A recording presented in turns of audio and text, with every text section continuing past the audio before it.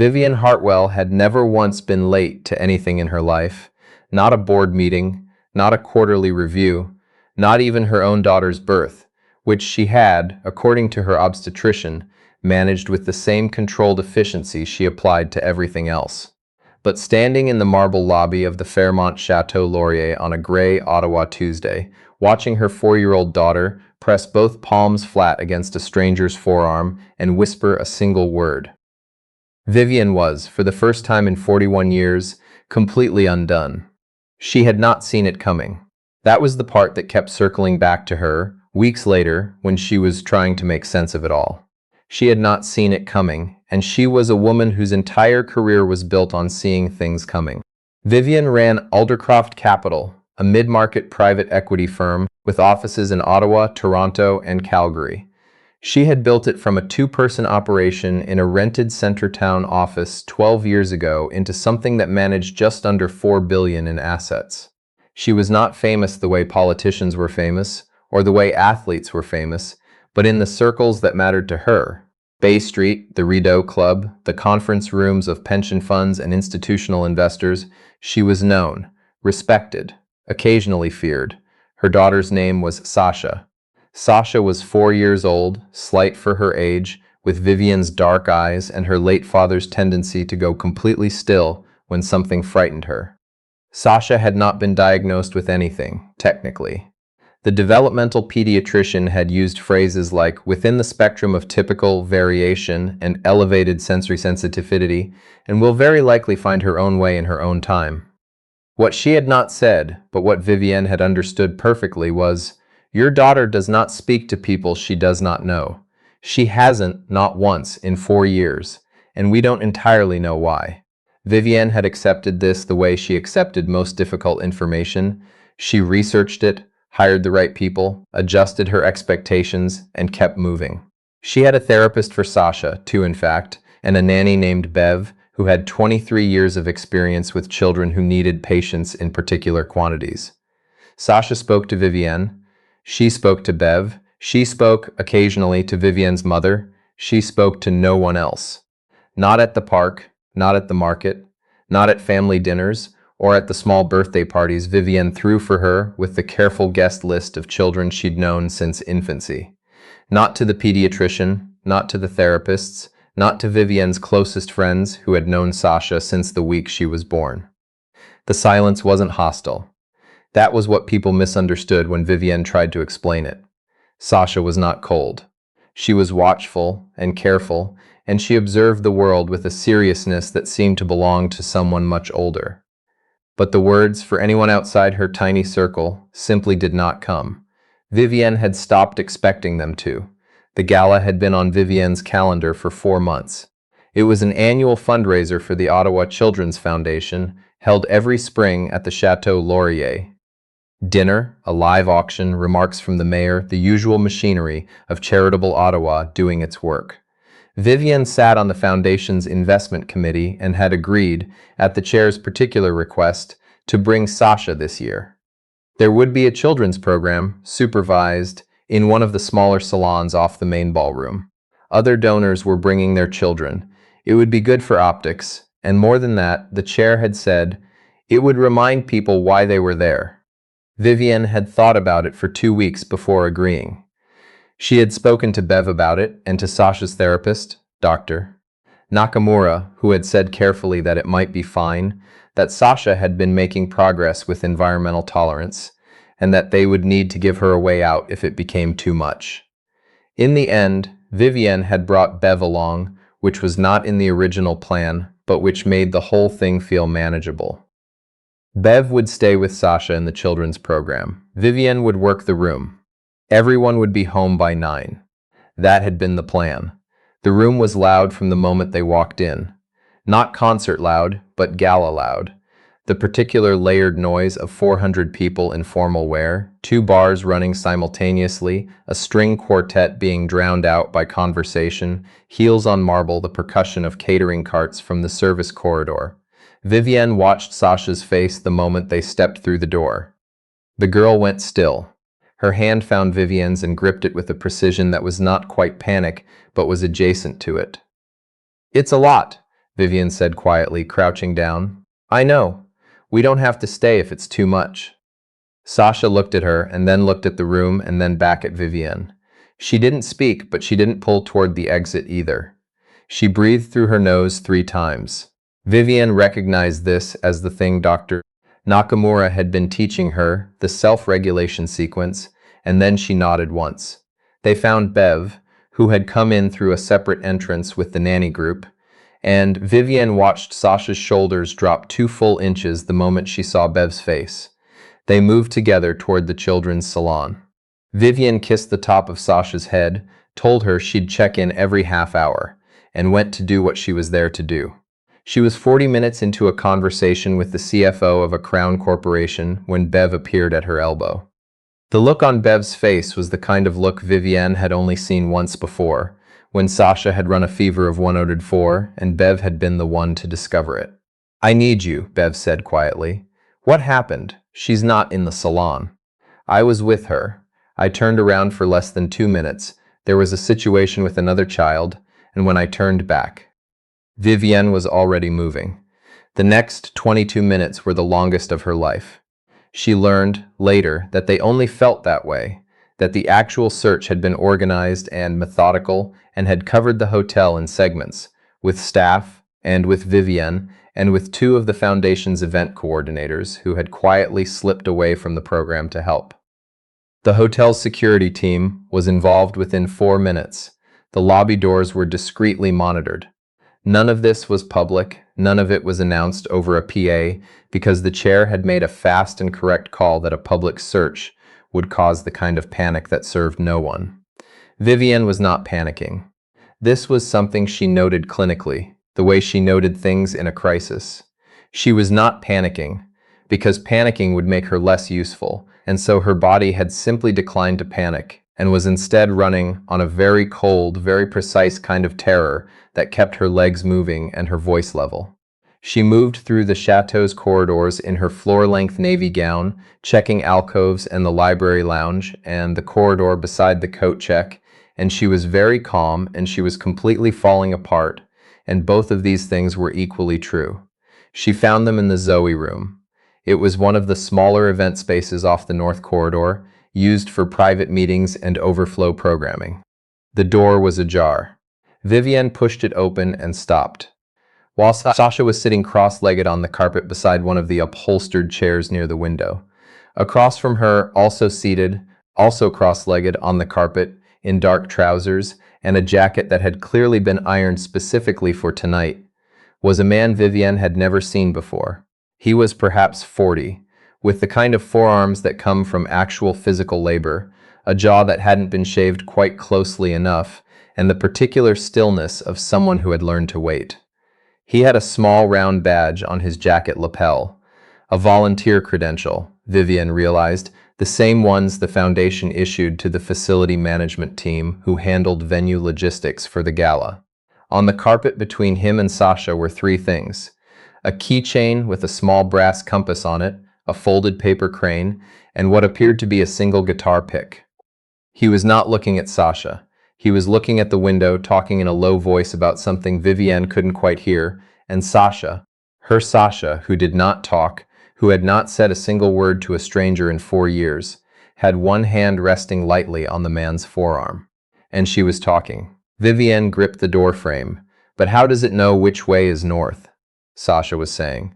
Her voice was at its quietest register, the one Vivienne only heard at bedtime, and it was absolutely directed at this man. Like, how does it actually know? The man tilted his head slightly. He still wasn't looking at her directly. Honest answer? The magnet inside it doesn't know. It just does what magnets do. It follows a pull. It doesn't have to understand it. It just goes. A silence. Vivienne did not move. That's kind of like me, Sasha said. Yeah, the man said. I thought maybe. His name was Rémi Biozalale. Vivienne learned this about 3 minutes later, when she had managed to walk into the room without her legs giving out, and Sasha had looked up and said, Mama, this is Rémi. He knows about compasses, and then had gone back to studying the brass keychain with the focused attention she normally reserved for things she was preparing to take apart. He stood immediately, without awkwardness, the way people stand when they've been raised to stand for introductions. He was perhaps an inch taller than Vivienne, which meant he was not particularly tall, and he met her eyes directly and said, "She wandered in about 20 minutes ago. I should have found someone immediately. I'm sorry for that." But she seemed, I thought moving might. He stopped. "I should have found someone." "She talked to you," Vivienne said. It came out as an accusation which she hadn't meant. He looked at her steadily. "She asked what the compass was. She doesn't talk to people she doesn't know." Vivienne heard how this sounded and pressed on anyway because it was true and she needed him to understand it was true. "She hasn't. Not in 4 years." Something crossed his face. Not quite surprise, more like recognition. The way you look when a piece of information lands in a place that already had a shape for it. He glanced at Sasha, who had picked up the paper crane and was examining its folds. He said, "She seemed like she had a lot of questions she'd been holding on to for a while." Vivienne had to look away. She texted Bev and the security coordinator and the event chair in a single group message. "Found her. She's safe. Give me 10 minutes." Then she sat down in the nearest chair in her $4,000 gown and spent approximately 90 seconds just breathing. Remy Biozalel said nothing. He sat back down on the carpet beside Sasha and picked up the conversation about Magnetic North as if nothing had happened, and the ease with which he did this, the complete absence of performance in it, no nervous chattering, no over-explanation, just a quiet return to the thing that had been working, told Vivienne something about him that she filed away without quite deciding what to do while yet. She found out the rest in pieces. He was a Finnish carpenter by trade, the kind who worked on heritage restorations, crown molding, original woodwork, the exacting and unfashionable craft of making old things right again. He had 2 contracts with the National Capital Commission and had been contracted by the hotel itself for a restoration project that wouldn't begin until fall. Tonight he was volunteering as part of the foundation's venue team because his daughter, 8 years old, named Petra, had been a recipient of the foundation's family support program 4 years ago when her mother had left and Remy had found himself completely alone with a 4-year-old he didn't yet know how to help. "She didn't eat for 3 weeks, he said. Not to Vivienne, to Sasha, or perhaps to the room, or perhaps to no one in particular. Not nothing. She ate some things. But she'd stopped trusting meals. We'd sit down and she'd just look at the food like it might be gone by the time she reached for it." He turned the compass over in his hand. "The foundation sent someone to the house twice a week for almost a year.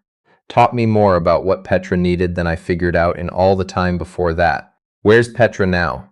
Sasha asked. "Home. Her grandma's there with her." He glanced at Vivienne. "She's good now. She's really good. She's got strong opinions about soccer and a rabbit named Jeffrey." Vivienne said, "Jeffrey?" She insisted on the spelling. The corner of his mouth moved. She was 6. She'd been learning French. Vivienne went back to the gala eventually. She had to. There were remarks she'd agreed to give during the auction segment, and she gave them, and she did it well, because that was the kind of thing she could do on autopilot. But some part of her stayed in that room with the compass and the paper crane, turning the thing over, looking at it from different angles. She found him again near the end of the evening, when most of the guests were migrating toward the coat check, and the venue staff were beginning the quiet work of teardown. He was helping fold a table, still in his jacket, moving with the economical efficiency of someone who had done physical work long enough that his body did it without supervision. "The compass," she said. "Can I ask where you got it?" He looked up. "My father gave it to me. He was a surveyor. He always said, 'If you know where north is, you can find your way back from anywhere.'" He paused. "I know it's not actually true, but it's a good thing to believe when you're teaching a kid to navigate." "She's never done that before," Vivienne said. "What she did tonight, in 4 years." He nodded slowly.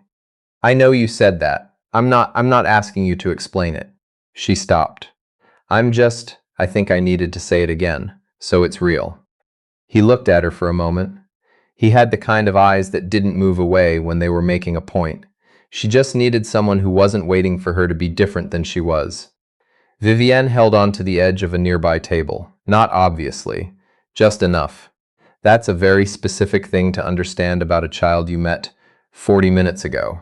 I had 4 years of practice, he said simply. With Petra. He left before midnight. Before he did, he wrote his number on the back of a volunteer credential slip and gave it to Vivienne, not with any particular suggestion, no inflection, just the practical transfer of information. In case you had more questions, he said. About the compass. Or anything. She put it in the inside pocket of her coat and went to find Sasha, who had fallen asleep on Bev's lap in the children's salon, the paper crane still held loosely in one fist. Vivienne sat beside them and looked at her daughter's sleeping face for a long time. She texted him 11 days later, not about the compass. She had been in her office reviewing the quarterly allocation report for Aldercroft's infrastructure fund when she'd pulled out the volunteer slip for the third time in a week and told herself the only honest thing. She wasn't keeping it for the compass. This is Vivienne Hartwell, from the gala. I don't usually do this. She stopped, deleted that sentence, tried again. This is Vivienne Hartwell. Sasha has asked about you twice this week. I thought you should know. She sent it before she could talk herself out of it, and then set her phone face down and returned to the allocation report, which she did not read a single word of for the next 9 minutes. He wrote back, "That's the best thing I've heard all week." How is she? She wrote, "She's asking why the compass always points north even though the earth is moving." He wrote, "That's a genuinely great question. I don't know the full answer. Want to find out together?" They met for coffee the following Saturday at a small place on Bank Street that Vivienne chose specifically because it was quiet enough for Sasha and because it was in no way the kind of place that would appear on anyone's radar as significant. Sasha brought a library book about geology. Remy brought Petra, who was 8 and direct, and who announced within 4 minutes that Sasha's hair clip was very elegant in the tone of someone delivering an expert assessment. Sasha stared at her for a long moment, then said, "It's from a shop in the market. I can show you." And that was that. Vivienne and Remy drank their coffee on opposite sides of a small table and talked about everything and nothing for 2 hours. He had finished 2 years of an engineering degree before his mother got sick, and he'd come home to help and never gone back. He'd taught himself Finnish carpentry watching YouTube videos, and one very patient retired German cabinet maker named Klaus in Vanier, who'd let him come to the workshop on Saturdays. He had strong feelings about the way Ottawa kept redoing the same stretch of Rideau Street and called it renewal.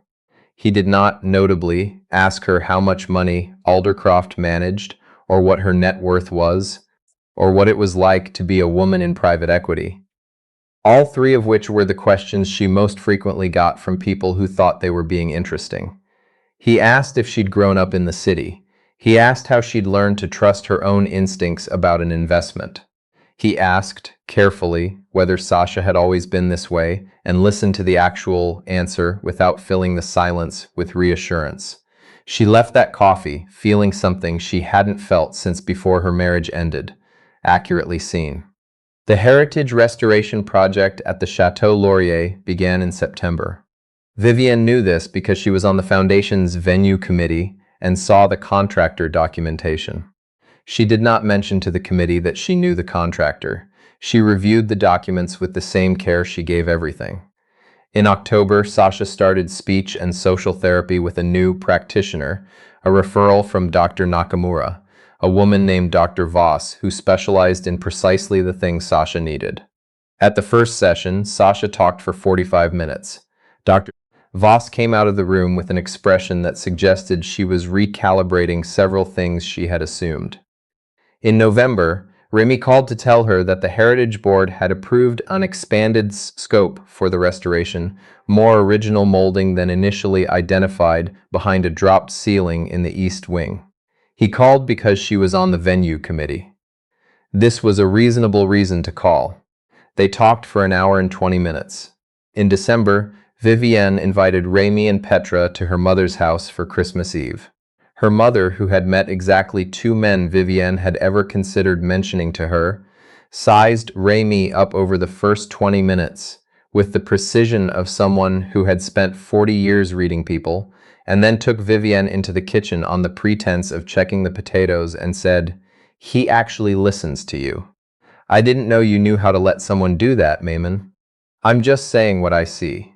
Sasha and Petra fell asleep on the same couch at 9:30, Petra's arm thrown over Sasha in the unconscious, total commitment way that 8-year-olds sleep, and Vivienne stood in the doorway looking at them for long enough that Remy came to find her. Sorry, she said. I know, he said, and she thought, that's it, isn't it? That's the whole thing. Not the compass, not the chemistry, not the accumulation of all the ways he kept turning out to be better than her most careful estimate. It was that, the knowing without requiring explanation, the fluency of it. Sasha had recognized it in 40 minutes on a hotel carpet. Vivienne had needed a bit longer. She was a woman who built things carefully, who measured twice, who stress-tested her assumptions. She was not, by nature or training, someone who fell. But she thought, standing in her mother's doorway with snow ticking against the windows and her daughter asleep across a couch with her arms around this man's daughter, that maybe sometimes you didn't fall. Maybe sometimes you just followed a pull you didn't have to understand. Like a compass. Like a magnet doing what magnets do, finding north without knowing why. You just went.